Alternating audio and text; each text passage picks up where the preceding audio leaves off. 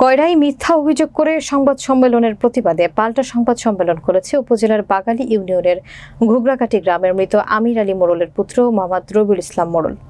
বিস্তারিত থাকছে কয়রা প্রতিনিধি শহীদুল ইসলামের প্রতিবেদনে।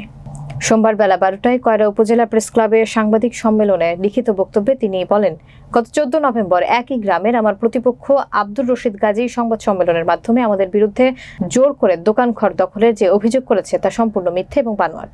আমি তার কাছে চাঁদা দাবি, জীবননাশের জন্য বিভিন্নভাবে ষড়যন্ত্র, হুমকি এবং আওয়ামী লীগের গুন্ডা বাহিনী দিয়ে তার দোকানের তালা ভেঙে দোকান দখল করে মালামাল লুট করে নিয়ে যাওয়ার যে তথ্য প্রদান করা হয়েছে সেটি সঠিক নয়।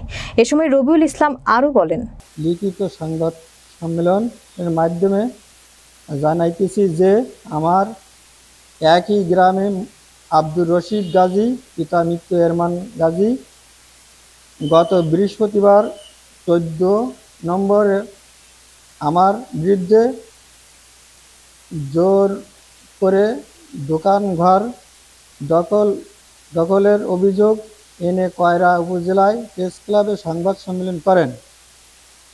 সেখানে আব্দুর রশিদ গাজী বলেন, আমি তার কাছে চাঁদা দাবি, জীবন নাশকের জন্য বিভিন্নভাবে ষড়যন্ত্র, হুমকি এবং আওয়ামী লীগের গুন্ডা বাহিনী দিয়ে তার দোকানের তালা ভেঙে দোকান দখল করি মালামাল লুট করি নিয়ে যায়।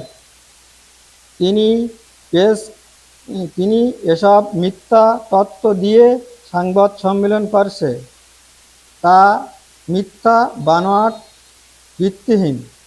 আমি তার তীব্র নিন্দা ও প্রতিবাদ জানাই।